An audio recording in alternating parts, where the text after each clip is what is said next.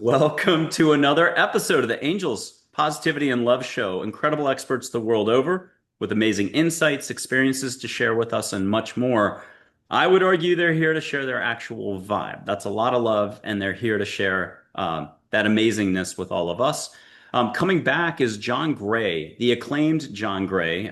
Men Are From Mars, Women Are From Venus, I think from 1992, but collectively his 20 books, I think have sold over 50 million copies.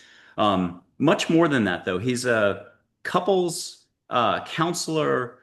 Most people don't know this. He was a Hindu monk, celibate Hindu monk for 9 years. But before that, he worked with the Maharishi as his personal assistant and just has a spectacular background. I don't think people realize how attuned he is to the universe, whether we're talking transcendental meditation or just other modalities or just his presence and being in his heart and how he loves to help others. He's just had an amazing path that way. So very wise. And John, thank you for being on the show again. It's a pleasure, Michael. Good to see you again. Oh, good to see you. And where would you like to start? I can give you a couple questions that at some point during the interview I'd love to tackle, but life is very complex if we allow it to be so if we're up here. But when we're here, it does meaning doing a lot of forgiveness, loving yourself the way you want to be loved, and having reverence for your journey. So, where would you like to start with the human condition, duality, whatever you want to call it? What are we all facing as we start to pay attention more? Well, the more the awakening is the awareness of suffering. That's from Buddha. Uh, that's what awakening is realize things aren't right.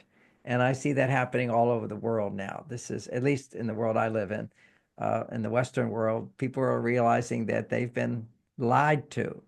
And there's another quote from the Vedas, which is all suffering comes from ignorance.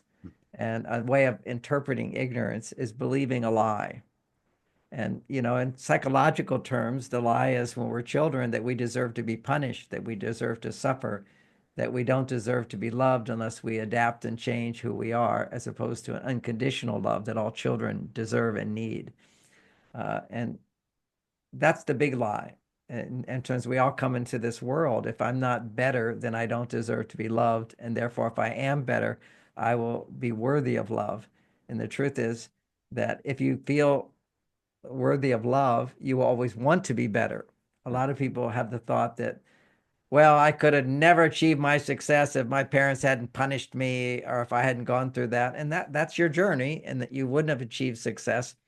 But because we all have our own unique journey, but it doesn't mean that we need to be punished. We need to suffer in order to be motivated to grow. But the truth is, if we're not motivated to grow, sometimes suffering is the only thing that will motivate us.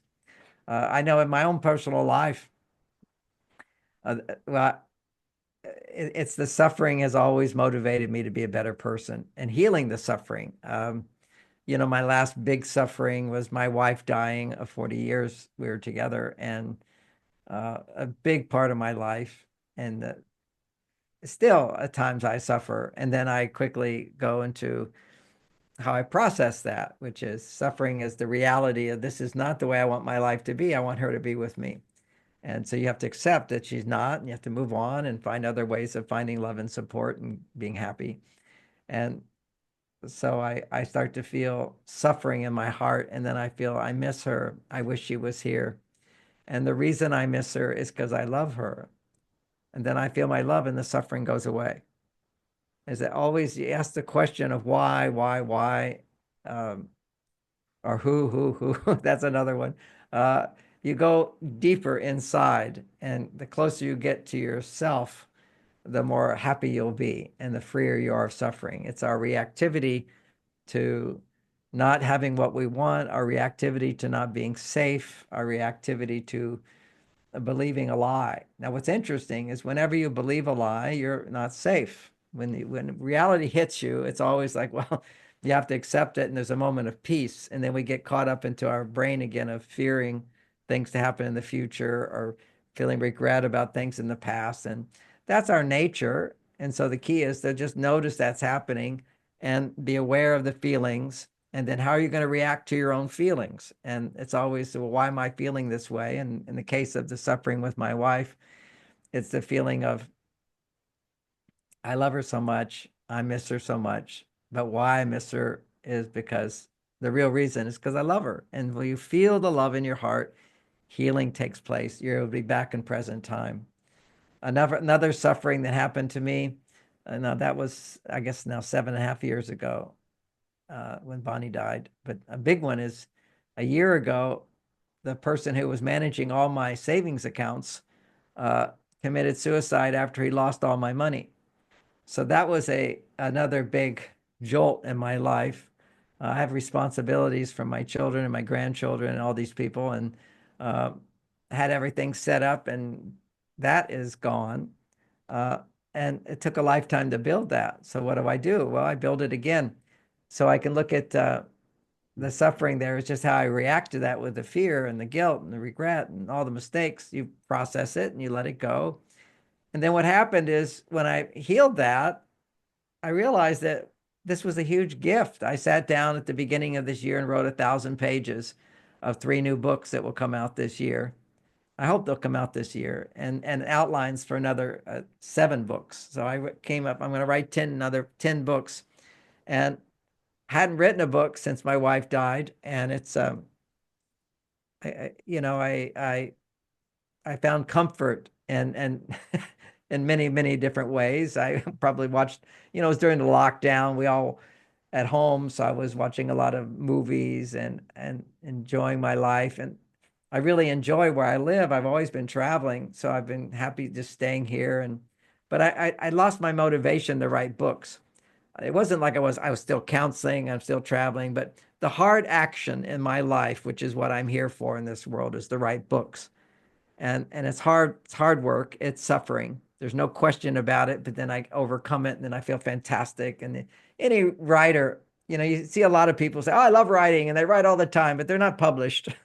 and and nor do the people who buy their books. But you have to really hone your skill to write a book and make sure it's nothing extra, and the words are clear and so forth. So anyway, talking is easy for me, counseling is easy for me, teaching classes are easy for me. So I've been doing that the last many years. But to edit a book, to refine it down, for me, is the hard work. And God rewards me for it. And fortunately, rewards me financially for it. So I'm rebuilding back my income, my legacy for my family and so forth. And my legacy for the world, to write another 10 books is really, really key, that I wouldn't have written. I would guess I would have gotten too lazy and too happy and comfortable in my life as a grandfather and my children in my 70s.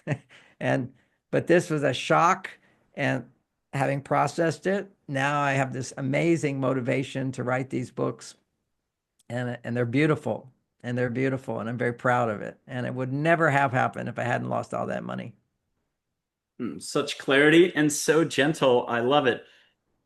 Thank you. I have 2 quotes for you. One's from a NASA astronaut, Story Musgrave. Getting out of the comfortable path, that's what exploration is all about. And the other one is life itself is the lesson. Between the two, what comes to mind and where would you like to take us? Well, I think what I've just shared is the whole thing about being in your comfort zone. Comfort zone is wonderful, and I didn't even know I was wanting to get out of the. A lot of people, like, I'd really like to do this, I'd really like to do this, but I'd rather stay in my comfort zone. And even as I'm saying this right now, I realized, yes, for last 6 years, I've been saying, I'm going to write 5 books. Okay, I'm going to write 5 books, but I was in my comfort zone, not sitting down in front of the computer to go through the hard work of actually manifesting it. And even as I say that, I can hear some new agers going, oh, everything should be easy. And I go, well, that's your comfort. You want to be in your comfort zone. Stepping out of your comfort zone is doing something which challenges you. And it doesn't mean it's easy. It's hard. It's hard work. And then you deal with it and you flow with it. So, but there's an interesting thing I was just learning about. In your 70s, you start noticing you're losing muscle mass. Evidently, since we're 35, we've been losing muscle mass. but you don't really know. I haven't noticed it until like I'm in my 70s, and it's like I'm 73, and at that time, it's really where I started noticing for me. And so I've done a lot of research on it and discovered that creatine is like this really amazing supplement for people to take for their muscles. It's proven, it's particularly helpful, and so forth. And I'm coming to a point here, which is it turns out that creatine, your body makes it. And as you get older, you don't make as much. But it only gets produced when you need extra energy. It doesn't get produced if you don't need extra energy. So people much older than me, like I had difficulty getting out of a chair. It's kind of like I'm starting to notice that a little bit. Oh, it takes a little effort to get out of this chair. Oh, surprise. Well, it's that extra effort that allows your body to make creatine. And so in our lives, whenever we push a little bit further, your body then decides to make creatine. And as you get older, you don't make as much. And so then you start losing your muscle mass. And think about the wisdom of that. You lose your muscle mass, well, your body now forces you to make creatine by having to put forth greater effort into moving your body and doing things. So it's that extra going out of your comfort zone, which is what allows us to grow. And the choice to grow, we align ourselves with our higher self. We align ourselves with the angels, which are all here to help us to grow, to give us guidance to grow. But we have to call on that help in a sense when you have to get that extra effort to sit up, get out of your chair. That's calling forth more energy. And so creatine is a as a metaphor for that, which your body won't make it unless you put forth that extra effort. And so I'm using that metaphor to come back to stepping outside your comfort zone. If you're not stepping outside your comfort zone, you're not going to make that alignment with your higher self. If you're not growing, you're going down. And not to say that you're bad for that. People retire and they die and they had a good life. And, I look at even my own work with relationships and people say to me, well, what we see is now half the people that used to get married are not getting married. It's a collapse on relationship. The whole breakdown of family is really a shame on the planet. It's a terrible thing, but what happens is when you suffer enough, people will self-correct. And part of why I'm here on this planet is to show you where you need to go. Okay. Because when you've done your best and it ends up where you're alone and you're unhappy and you're filled with blame and your body's hurting, you need somebody who's gone through that to help find a way. So what my work is leading people back to what can work. And back to what can work is kind of like back to what traditional values said, but also new values. When I see that women have created so much unhappiness for themselves in the name of being free and independent and so forth, which is that in itself is a good value. Women having more choice in their life has always been the case and should be more the case as they can be more independent, more self-reliant, more on their male side, as to put it in Mars Venus lingo, and your male side, but they're having trouble getting back to the female side. And so my work is help women. If you want to be happy, you've got to find balance between your male side and your female side. And it's really hard to do it alone. Okay, it's really hard to do it alone. If you're not so much on your male side and you're more on your female side, you can pretty much find a balance that's healthy for you with having friendships with other women or just with God and so forth.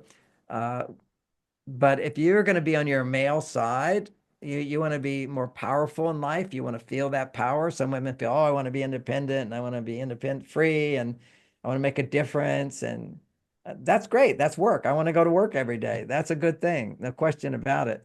But to come back from that to your female side, very hard to do unless you've got a man in your life and you can use that man to come back to your female side. So I'm totally about marriage. Not that it's for everybody, but it's for a lot more people who aren't experiencing it, and a lot of unhappy people who've never found it.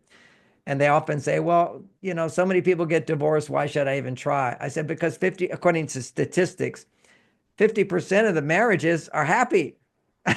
So it's just like, give us a break here. They stayed together. 50% of marriages stay together. This is a great thing, as opposed to, oh, it never works. It does work. And there's a lot of really happy people out there. And because I know you're very spiritual and you're of the angels, and so the people watching this show would be more of that quality. And it's women who are really into their personal growth, okay, a higher consciousness and so forth. And they're alienated from men because a lot of men aren't. Hmm. And they think, oh, I need a partner in that. And I go, no, you don't. No, you don't. You need you got the angels. You're a partner with the angels. You're a partner with your girlfriends. Don't try to make a man into an angel, and don't make a man into a girlfriend. Use a man to come back to being a woman, a grounded woman, a woman who's making love with her husband, who's got children, who's happy, who's fulfilled, who's contributing to the world in a meaningful way. And you can be talking to the angels and personal growth and healing your past and dealing with emotional issues. This is all personal growth. Go to the section on personal growth in the bookstore and you'll find women.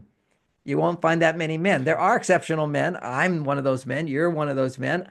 But you don't need that in order to find your way back to your female side.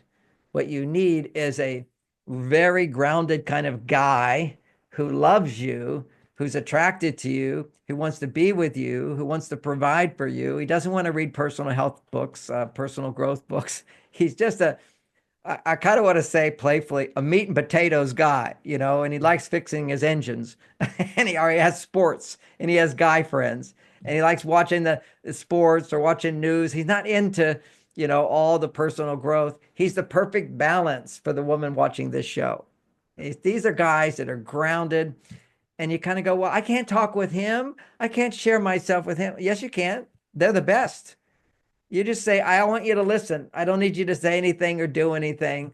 This is my feminine side talking. And there's an art to this. See, this is all new stuff. I get it. This is everything I say because it's so out of the box. A woman could say, yes, but, yes, but, yes, but. So that means I could have to give a big, long talk on it. So I try to cover as many of the yes, buts. But we'll take one example. Stress. Women's stress levels are off the chart. Okay. They've never been so stressed. And you could look at, you could measure the stress, go back a few hundred years, maybe 1,000 years, and you're in a village and you're in a castle and they're surrounded by soldiers and you're all going to die. Okay. They're surrounded you. You think that's stressful? Nothing like women today. What you would do is you'd have a reaction, oh, we're going to die, and then your body would adjust to it. That's called habituation. People have habituated throughout the past. That's how we progressed to where we are today, which is an amazing place. But we created a world where women can be independent and safe to be on their own. What an amazing thing. It's never been that way before. Women needed men to protect you from the dangers of the world. Now you've got a corrupt government to do it, which is giving you lies. And you've got a dependence on an economic system, which is completely making it so you can't just depend on a man. This is a very sad story in our culture today, when it used to be a man could make enough money to provide for his wife. Done. She could raise her children. She could have a part-time job. She could be a teacher. She could do whatever she wanted to do. And even in my family, one of my great grandmothers was one of the first medical doctors, and there was a lot of resistance for her being a doctor and so forth. And she got through, but she certainly wasn't a happy woman. Just want you to know that. My next door neighbor is a woman doctor. She's retired now. She's glad not to be in that whole world. She said when she got her PhD and became a medical doctor, and then she decided to stop working to raise her children, all of her friends alienated her. Like, how dare you? You betrayed us. You're going to be a traditional mother for a while? She raised her kids till 6 or 7 years old, then went back to being a medical doctor. But then she kind of like happy to be done with the whole thing. So I'm not saying people shouldn't have their choices. I like that. That's a freedom of the world. But I can choose to take drugs and say, oh, I'm free. I can go take drugs. Not good consequence. I can say, oh, I'm free, single. I'm not. I'm a married man. But I could say, oh, I'm single guy. I can just go have sex with any woman I want. I can take them out on dates. I can seduce them, make love to them, never call them back. This is all nonsense. This is all I'm free to be whoever I want. I'm free to have casual sex. I'm free to just go out there and uh, do that. They don't know their soul. It kills your soul to do that. And so they're unhappy. They're not listening to the consequences of their behavior. We have this society which everything goes. You can't judge anything. Okay. But there is something called what is life supporting behavior and what is not life supporting behavior. And I want to say the most life supporting behavior, whether it's not perfect or not, is marriage. Hmm. And how I'm going to measure this, and not that everybody has to get married again, but just to know married people statistically, there's always exceptions, but married people statistically live longer, they're healthier, and they're happier. Okay, this is just the reality. And now we've got all these women, they're in their 50s and 60s and they didn't have children. They're regretting it now. It's a sad thing. I mean, you just don't know what you're missing until you're missing it. I, in my 70s, realized, and I wouldn't have realized it before, but I did follow the program. My program was a little different. My program is get enlightened and then come back into the world, make money, have a wife, have children, have grandchildren.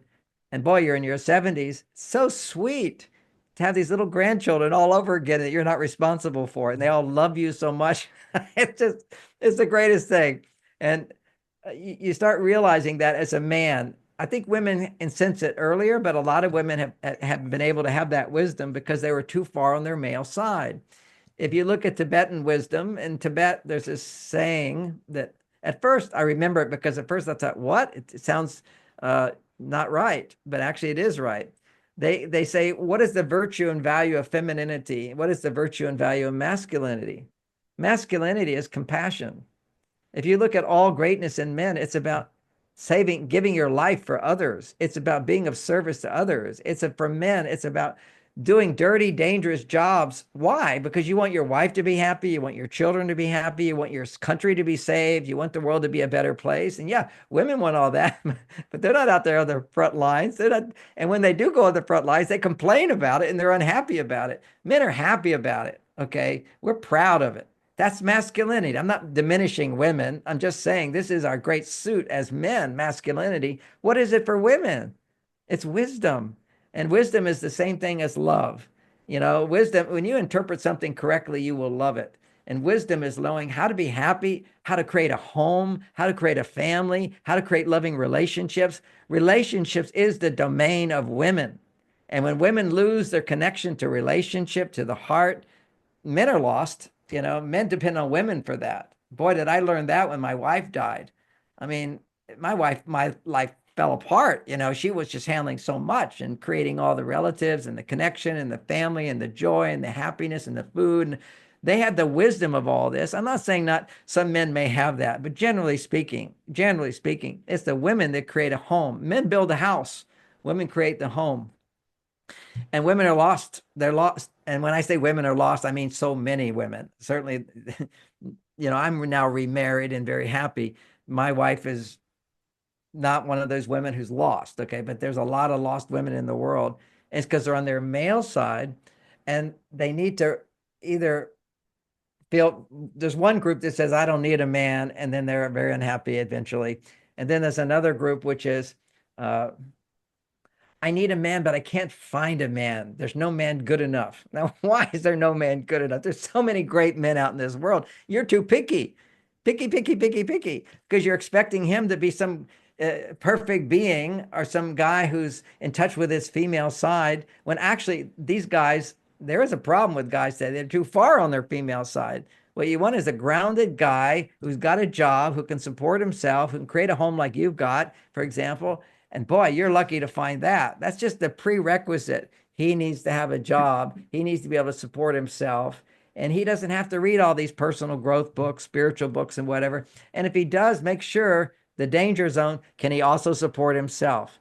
And, another dynamic that I'm teaching women is how they feminize men. They don't realize it. See, when you're on your male side, you will tend to feminize your partner. Because I, as a man, if I'm doing my role as a man, I feminize my partner. I'm helping her come back to her female side. When she can depend on me for things, then she's on her female side. As much as, a lot of women don't want to hear this, but a big part of femininity, of course, is being happy, is doing what you like, enjoying your life, building love, having forgiveness. This is the power of femininity. And how do you get to connect with the hormones of femininity? This is now biology. You have to have hormones of femininity to feel like a woman. I like that song. I'm thinking about, you know, he makes me feel like a woman, you know. It's like, it's such a great thing. Well, it's a man who helps a woman feel like a woman. Also, you can have girlfriends. That also helps you feel feminine. But to go to the higher level of femininity, which means higher levels of estrogen, it is a man that will produce that in you through a romantic sexual relationship. And I'm not saying, oh, sex is the only thing, whatever. It's just part of life. But it is that relationship where you bond. There's nothing that allows a woman to bond as strongly as sex. When you have sex, you produce huge amounts, mountains of oxytocin, which you bond to this man, which gives him the power to either make you to hurt you or not hurt you, but it gives him the power to help you come back to your female side, but only if you use him as such. And women don't know how to use a man as such. They've never used a man as such because culture set it up. So you automatically used a man to help you come back to your female side. Culture said you can't go into the jungle. You're dependent on the man. Culture said that you're going to have babies as soon as you start having sex, no birth control. That was culture. And we didn't have birth control. So women were vulnerable. And when women are vulnerable, you depend on a man and you're happy and you're fulfilled. If you go to these indigenous cultures where you don't have modern ideas, you got happy women. You know, and you know, in one place I went where the tribes at night, I'd listen in and their women are having orgasms. They're you know, you don't see them going to the movies to be romantic or going out to restaurants, but it's just simply having the polarity of masculinity, solid, grounded masculinity, and this femininity, which is receptive, which is loving, which is soft, which is vulnerable, which is dependent. Depending on a man is such a gift to women. Now, there is a situation where you want to be a nun and you want to depend on God. That's good. Okay. You depend on God. I know nuns will feel like they're married to Jesus. I presume they're happy. I don't, they look pretty happy, some of them, but clearly we know some aren't. When we look at the history of the Catholic Church and their nuns, you know, with their rulers and punishment and all that stuff, you know, so I don't know how happy they could be, but I know there's some that are happy without a man in their life. And can a woman be happy without a man? Yes, she can. I just say it's not happening that much. That's actually the title of one of the first books that's coming out this year, which will be Men Are From Mars, Women Are From Venus. Be happy with or without a man. And the message there is if you can be happy without a man, oh my gosh, are you ready for a relationship for a man? Because then his job is no longer this ridiculous job to make you happy. Men should not have to make women happy. That's your job. His job is to make you happier. And your job is not to make him happy. Women get all this is all confusing because women in the past have made men very happy, but it wasn't your job. You were just naturally happy because he did his job. His job was to provide security and safety for you.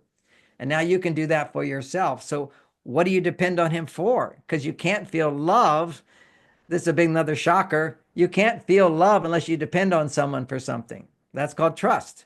You trust someone to be there for you. If you don't have trust in your life, you have no love in your heart. And this is one of the biggest problems for women, which is they go, I can't trust men. Well, you have the love is just limited. You don't know what you're missing. You don't know how much is possible in your life because you haven't had the experience of being able to depend on a man and get what you need. And most of these women, these feminist women, they were all grew up with dysfunctional fathers. Okay, so mothers who divorced their husbands and think bad things about their husbands. Well, how's a little girl supposed to ever trust a man and know the goodies that you can get from a man without him being like a girl? See, it's a whole reference point. Mom's thinking he should be more like me, and he's not like me, so he's not good enough. Well, we're not supposed to be like women. We're supposed to be like men. We don't think, we don't feel, we don't react. We have a whole different hormone system. And these things were sort of common knowledge a long time ago. But what's different today is we really didn't understand those differences. We didn't have a deep understanding of it. So what I bring forth is a deeper understanding of how we can come back together. But even more so is the biology of it all. There's so much now. There's so much research. on showing how men and women's hormones, brain function is all different. Here's one example, which I think everybody it's like in the first chapter of the second book that's coming out, which is called How to Talk to a Man So He'll Listen. And so it's great book. And once again, these books are written to women, so you don't need a man to read them. You can't just blame men for your problems. You've got all this power within yourself. Now, these books are not going to be for all women. Some women will take offense at it because I put the whole responsibility on a woman. You know, if I was giving you a talk, and I do give talks on success, on achieve your goals. One of my books is How to Get What You Want. And any audience, if you want more success in your life, who's got to change? You have to change. If I'm marketing and nobody buys my books, do I just blame my audience? And I'll be a loser if I do. I need to, okay, let me change my marketing. Let me change my approach if I want to touch more people. It's always, if you want a new crop, you have to have a new seed. You have to make a change within yourself. And so much of all these books on relationship, women sort of cop out and go, oh, my husband didn't read it, so it didn't get better. As opposed to, wait a second, this is a do-it-yourself book for women, how you can change your approach. Don't change who you are, because you're fine just the way you are, but change your understanding of men, change your expectation of men to reality, change how to communicate to men, and also change your approach, which is, okay, I can't depend on a man for money. That used to be the case. Now men need you to make money. So what can you depend on it for? Emotional support, because the extent that a woman is independent, she needs help to come back to being dependent. So now you have interdependence, which is the highest form of relationship. It's very, very beautiful, where a woman can be more on her male side, but also have a relationship to help her come back to her female side. And as a man, what a blessing it is that I have a partner and my wife Bonnie for all those years, who depended on me to help her come back to her happy place, her really happy place, which is learning communication skills. So here's one interesting insight and a takeaway for women and for men as well. If you look at the brain and how men and women's brains are different, under moderate stress, this is not lions and tigers and bears. This is just the grind of daily life, rushing around, not being able to pay this bill. This person wasn't there for me. I don't have this bill paid. Right now I'm thinking money because all my money just flew out the door, but it could be my client. She, it was rescheduling something. The tour didn't work. The flight wasn't good. I didn't get a good pillow in my hotel room, whatever it might be. Okay. This is the moderate stress of life, the grind. Under moderate stress, what happens in a man's brain is that he disconnects from all emotions. Okay. He detaches. Now he's not indifferent. He's just detached. He has no emotion. Women under moderate stress have 3 times more emotion. You can measure blood flow going to the emotional part of the brain in a woman, and it's 3 times greater than a man's. Whereas a man actually is pulling back from emotion. This is adrenaline. So when a man has produced that's moderate stress. Adrenaline is where there's danger, but you're confident. Okay, so I'm driving my car fast. It's very dangerous, but I'm not afraid. Okay, that's adrenaline. Now, you see these guys that climb on mountains. That's all pure adrenaline. They know what they're doing, but they also know they're facing death right in that moment. Okay, so that's basically moderate stress. That adrenaline has all degrees until it becomes cortisol. Cortisol is much higher stress. Under cortisol, men lose, their heart closes completely. They're now indifferent and they're angry and upset and they have fear and their defensiveness and they're argumentative. That's all responses of cortisol. So adrenaline is moderate stress. Cortisol is high stress. So for women under moderate stress, they have all this blood flow and emotional reaction that a man would only have if he was having high stress. Okay, so this is how we misinterpret each other. A man thinks she's saying it's a big deal. She's not saying it's a big deal. She's just having a strong emotional reaction. So we instinctively invalidate her emotion and misinterpret it. Meanwhile, we become detached. So she immediately misinterprets our reaction as if there's some danger. One of the ideas in Men Are From Mars is men go to their cave and they're not emotional. They ignore you. They need their own time for themselves. And a woman will say, what's the matter? What's the matter? He says, nothing's the matter. He's detached. and she freaks out. Why does she freak out? Because the only time she becomes detached is at the highest level of stress, not just cortisol, but chronic cortisol. That's where a woman becomes cold as ice and she has no emotion, but she is indifferent. A man can have no emotion, but be completely friendly and nice and supportive and whatever. He's I don't know how to say the opposite of indifferent, but he's compassionate towards her needs if she expresses her needs. So here you've got a man, as soon as a woman says, we need to talk, well, that's a big stress response for every guy. That's a moderate stress response. Immediately, he will disconnect from his emotions. This is biology. And she's looking for emotional connection. She's going to talk about her feelings. And if she was to try, most women won't even do it anymore because they misinterpret men. They think, oh, he's not listening. He's just going to interrupt me. And he will interrupt you.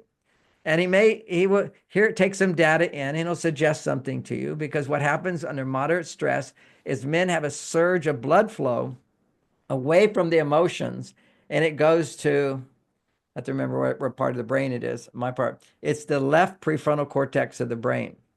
So under moderate stress, like right now, this is moderate stress, but I'm very confident. But the blood flow will go to the left part of my brain, which is optimistic. So when a guy's talking to a woman under moderate stress, he will become very optimistic. Don't worry about that. That's not a problem. You're overreacting to this. Oh, I'll solve that. Oh, why are you worrying about that? All those are the worst things for him to do. Okay, so she just wants to share her feelings. Now, why? Because she's designed under moderate stress to talk about her feelings. She's designed to be an alarm system. Just understand, this is going back to me visiting a village in the Amazon and imagining a long time ago, or even then, I mean, there's no police around, there's no fences, the jungle's right there. There could be a lion looking at me. Okay, so this could be a scary place. And so there I am, and I'm wandering around, and I'm imagining a pregnant woman with a baby, defenseless, and she sees the lion in the jungle. What's her first reaction? Is she going to go fight that lion? Is she going to scare the lion off? No, she's going to go tell the men. She's got to talk about the problem. She's got to wake everybody up. Lion in the village. Lion, help, help, help, help. So she's got to talk about the problem. That's her biology being more vulnerable than men, is because they are biologically more vulnerable. They could be pregnant. They could be having children. They don't have the same muscle mass. They have a different lifestyle. So suddenly she needs to set the alarm. So every man has to understand your wife is the alarm system. She's the alarm system. And under moderate stress, her emotional reactions will appear to a man as to be overreactions, because according to him, you wouldn't need to be so upset. So he's going to look at you like you're overreacting. Men have to understand that women are going to have this overreaction. It's part of what they need to do to cope with stress. Okay, they have to speak out what they're feeling. If they can't, the brain thinks, oh, you can't talk about your feelings, you have to do it all yourself. Your stress level shoots up, your male hormone testosterone increases, your estrogen goes down, and your brain becomes hijacked with negative thinking. This is all predictable things that will happen if women cannot talk about their feelings. Now, prior to women being on their male side, could women talk about their feelings? Yes, they were with women all day long. They would complain and talk and this and that and all this. They're interacting with each other, helping each other. It was stress-free in a world of stress. That's how they would get their stress out. And they talk about each other and say bad things about somebody else, but they feel good doing it. This was just the way women interacted as a tribe. And it still goes on. However, it's very suppressed now, particularly in the workplace. And then when she comes home from work, she hasn't spent all day with her tribe of women where you could just be free to talk about your feelings. These feelings become suppressed. They need to come out. Now, a phenomena happens in psychology. This is Freudian psychology, but it's very well done. I don't agree. Freud was a pedophile. Everybody knows that. A lot of crazy ideas. However, there was some basic ideas that we know to be true, which is displacement. If you have many upsets during the day and you push them down, then when you finally can relax, the intensity will come out. You'll overreact and you'll displace those feelings on yourself, on your children, or on your spouse. Wherever you feel safe, it will just come out. And so what happens is women come home with all these problems during the day. They've suppressed their feelings about the whole day because they're on their male side. Then they come home to relax. That would be a little bit of coming back to their female side. And it all gets displaced on their partner. And they go, yeah, he's just sitting on that couch. He's the source of my problems. It's so unfair. It's just so out of balance. But it all makes sense to me. It's not like they're crazy. It's just that they're out of balance and they don't know how to come back into balance because they've been put into this situation where they're making male hormones all day. They're not making female hormones. They come home and they have to find, the body wants to find balance. The female hormones come in, which produce emotions. Those emotions get projected on their partner because she doesn't consciously, mindfully focus all her negative emotions on other things other than him. So she can now complain, in a sense, about problems in her life with emotion, but not directed at him, and say, 10 minutes, I'm going to do a Venus talk. I just want to talk for 10 minutes. You don't have to say anything or do anything, just listen. And if you just listen, I'll feel better. So now what will happen is that man will listen, and because he doesn't have to solve anything, he will actually disconnect from analyzing you and just feeling what you're going through. And you awaken inside of a man his compassion and his empathy, which wants to do something about it. You already told him you don't have to take action, so he doesn't have to go into the left part of his brain to figure out what to do. He goes into another altered state, which is one of just pure compassion, which is an advanced spiritual state, which is, I don't have to do anything. That's what I do in meditation. I don't have to do anything. I go into samadhi in a state where I don't have to do anything. Okay. So, and then one Buddhist technique is then to feel compassion for other people. His heart opens up to you because you're not making him the enemy. Anytime you share negativity with a man, blaming him for it, he can't hear you. Okay. Just case closed. Biologically, he cannot connect with what you're feeling. His brain will become first defensive in an optimistic way, explaining to you that you're wrong. Don't expect anything less than that. Give up complaining about men. If you complain about men, you're never going to have love in your life. So this is like a whole new way of looking at life, but it's practical if you have the tools to do. That's just one of many tools in my new books. That's in the book How to Talk So a Man Will Listen, but it's also in the book, some version of it, watered down version of it is in the book, Be Happy With or Without a Man. Because you have to learn to be happy. Your husband can be ignoring you. Oh, I'm waiting for him to talk to me and love me and whatever till I can be happy. No, you're a grown person. Find your happiness without him and he'll come running towards you. John, this is all super powerful, super clear. You're such a good communicator, and thank you for this. Um, we're gonna slow this down a little back to what you were referencing, is just slowing down into the moment.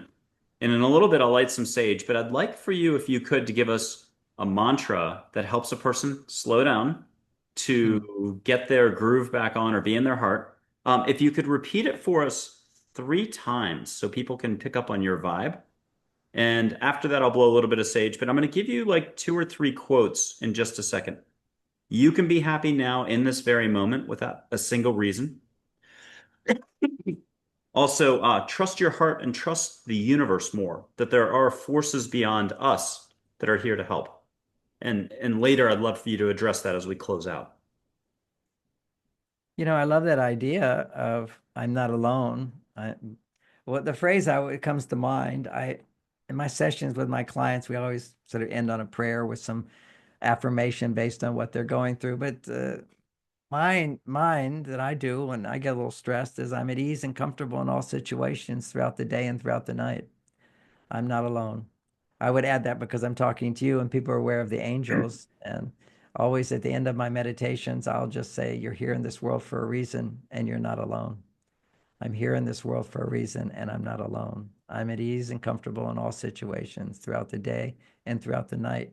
And I really like I came up with that one many years ago because I was having trouble sleeping.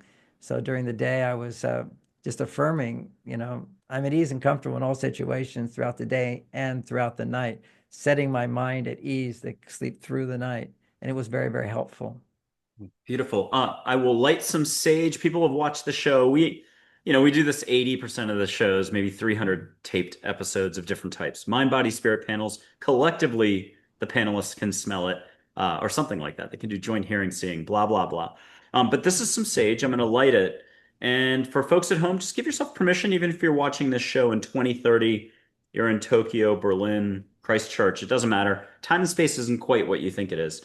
Um, if you need a specific way to set your intent, and John Gray is basically a master of setting intent in the moment, just ask angels, the universe, to get you out of your head into your heart and let your heart do the smelling. The Zen thing, smelling without smelling. Okay, here's the sage. You're in California, I'm in Texas. John, if you don't mind sharing when you get it or what you're getting, and if anybody at home wants to get extra, ask for flowers, ask for the ocean, someplace that's amazing. Well, I just got the sage, and I'm at ease and comfortable in all situations throughout the day and throughout the night. Aw. We're, we're never alone. We're here in this world for a reason. And John, Thank you, you are God. a total sweetheart on this show. I love this and can't sing your praises enough. Let me do this. Can you address the universe from a bit of a different perspective? So we're going to get out of the couple's perspective for one moment. We're not the only casino on the Vegas Strip, are we, mankind? Is there a lot more going on? Are we looking at something that's happening for mankind? Are we getting a chance at a higher vibration, more consciousness, more awareness? What's coming in? How do you like to try to explain the billion-dollar question? Well, I mean, I don't try to explain that. Nobody asked me that question, but if you ask me that question, the intensity of dimensional shift of energy that's coming into the world is dramatic, dramatic. I mean, I've been in this 50 years, been a meditator, where I've meditated 8 hours a day, and the experiences that I have today are mind-blowing, but the experiences that other people are having without 50 years of meditation experience. Okay, it's as simple as opening your hands and calling on God and God's angels and come. You just say that, and for many people, you feel the tingling in your hands. You can send it through your body. You can feel your heart opening. You can learn to send negative energy out. But people have to be guided to do this. It's like you have this power and you're not using it. And maybe 20 years ago, you didn't really have access to that power, but today we do. These are amazing techniques. One thing is some people just love doing regular transcendental meditation, which, I started with that. It's a great technique. I was actually doing for a while. I was meditating, I think, 2 hours today, but part of it, I thought I'd go back to my old mantra for fun. It's like an old friend. But another meditation is feeling the energy, letting it activate your fingertips, calling it in like this. And you'll see it in all the churches, people put their hands up. It's the fingertips. See, fingertips is how you touch.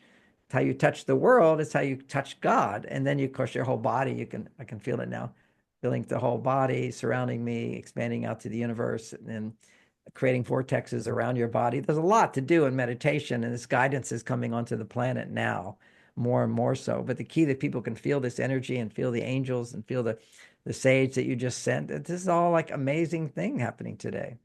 John, this is beautiful. We are wrapping up. I'm gonna do one last interactive thing, which I don't think we talked about before the show. Maybe we did, but I'm gonna put my hand up in Texas. If you could just feel only love and above, not my bill paying side, complaining side, or anything else. I'll go back to that after the show is stopped. But what do you feel off the palm with the little ink splash there?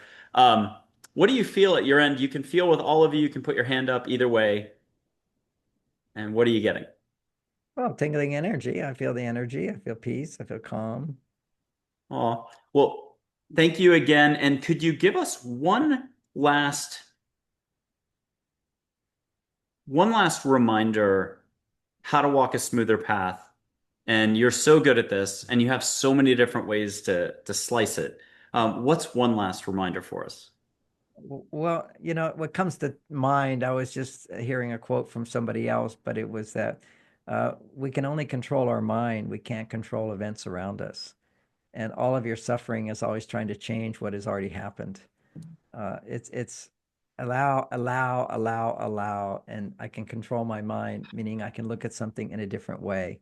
And we all have that power to adjust ourselves. And one of the ways to strengthen that power, and meditation is very good. It's a big part of my life. But another is journaling, writing out your emotions, being aware of your emotions, and being aware of the emotion of frustration, the emotion of anger, the emotion of sadness. These are key words.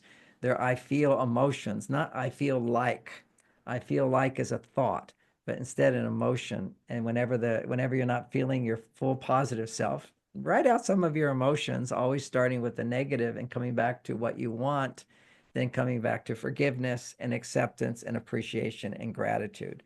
So it's a journey back. It's a journey back. Writing, writing your thoughts back to the source. So be where am I today? What are my emotions? There's always whatever emotion you're feeling. There's always a few more underneath it, negative ones. Like if I'm disappointed, you have to be angry about it or afraid of what could come. If you're feeling regret, you're always angry that somebody else was part of the problem. There's always a few other emotions in there. And then come back to what you want, what I wish, what I need. Those are like behind the emotions, and then what I'm grateful for. So powerful, journaling and asking for help. Ask God. Every day I ask for help. And John, there's a famous, not cliche quote from India. It's a mind that is fast is sick, a mind that is slow is sound, a mind that is still is divine. And I would just remind everyone that John Gray is a guide, one way or the other, author, counselor, and so on. Healer, technically, with your background way back, and perhaps in the future. You're here to help people find that stillness within and the joy that is a constant within and around us. So I want to thank you for coming on the show. Wonderful to see you again. Yeah, thank you, Michael. Thank you all for listening. Thank you.